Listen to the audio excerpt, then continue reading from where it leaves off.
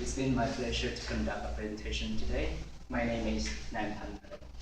It takes a brazen blindness to believe that food is not a political involvement, particularly beef and pork, but it apparently is.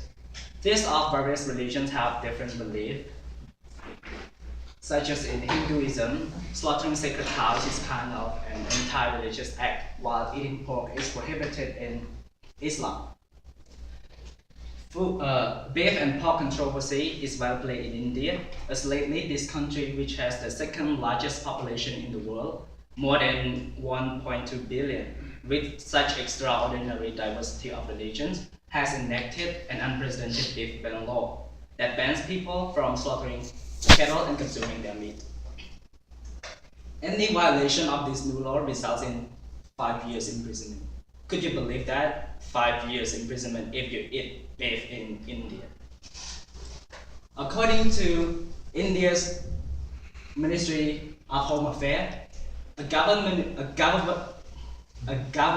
ministry which is responsible for policing, emergency management, and national security, at the census 2011, 80.5% of the population are followers of Hindu, 13.3% Muslims, 2.3% Christian, and the rest are other religions.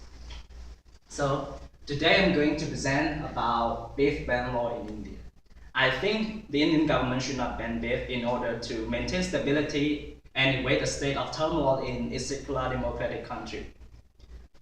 I chose this topic because I personally want to point out how food involves in politics, religion, and economy, and how those affect to humans' daily life.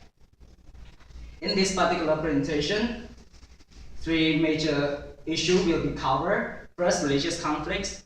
Second, economic impact. And third, healthcare issue and social disorder. First, religious conflicts. One of the most obvious drawbacks which leads to homicide and religious fiction, especially Hinduism and Islam. As pork is prohibited in Islam, beef takes a popular and vital position amongst Muslims.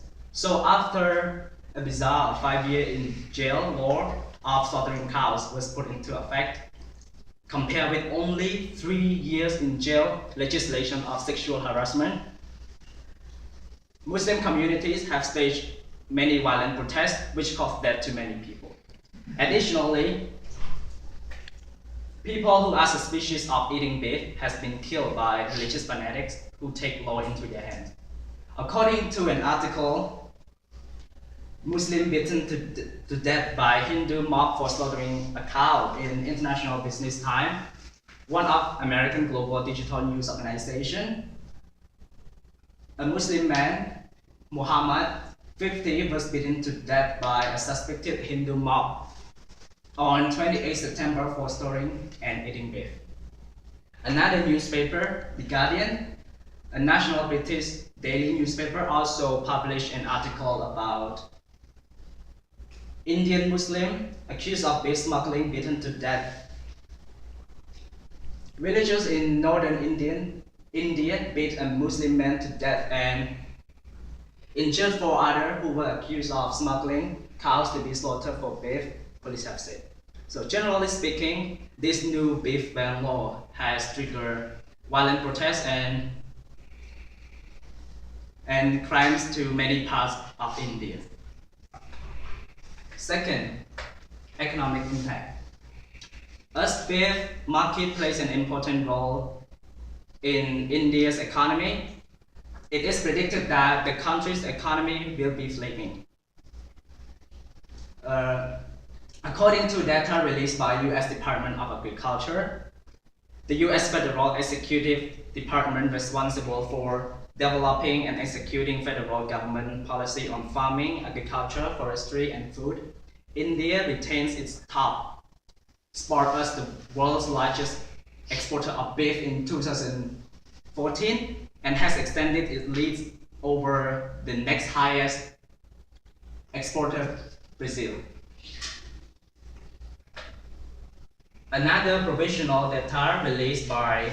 According to another provisional data released by India's Directorate General of Commercial Intelligence and Statistics, the pioneer official organization for collection, compilation, and dissemination of India's trade statistic and commercial information.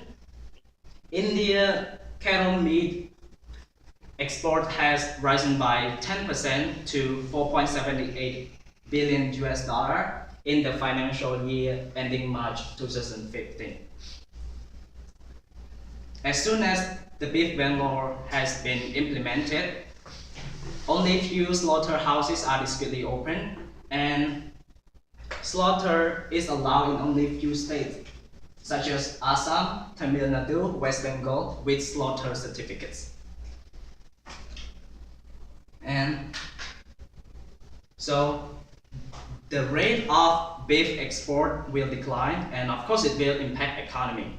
Last but certainly not least, beef dishes are forced off the menu, so the number of customers will become lesser, and thousands of slaughterers, butchers, and vendors will lose their jobs, resulting in livelihood abruptly suspended. So overall, this new not only the India's economy will suffer a setback, but its citizens will also lose their jobs. And third, healthcare issue and social disorder. Majority of India's farmers depend on cattle for milk producing and agriculture. So once those cattle stop producing milk and they have no more use for agriculture, and people are not allowed to slaughter them for either eating or selling, large number of those cattle will be discarded, and there will be no one to take care of them, so they will have nothing to eat besides garbage on the streets. According to an article in the Indian Express, English language Indian daily newspaper, mentions that every dead cow on streets contains not less than 30 kilograms of plastic, and they die due to toxic substances. So it is very clear that the death of those cattle will threaten people's health who are living around those areas.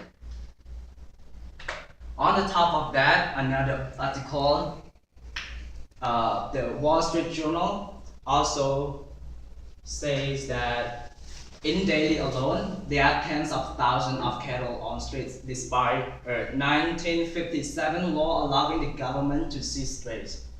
So those wandering cattle can cause traffic accidents and traffic jams.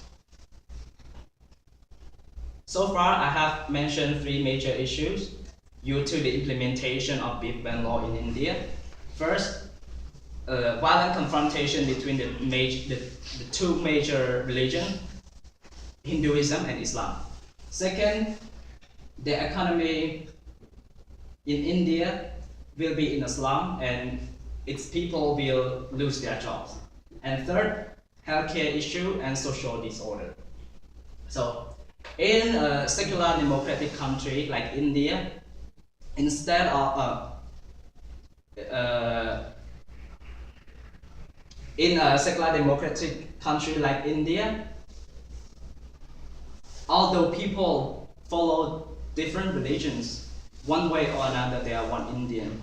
So instead of arguing and tearing each other apart due to controversial religious aspect, I think the Indian government and civilian should compromise and unite as one to work side by side to fight poverty and conquer hunger. And everyone should have freedom to choose what they want to eat and their own life. So this is the end of my presentation. Thank you so much for your attention. If you have any questions, please. Thank you.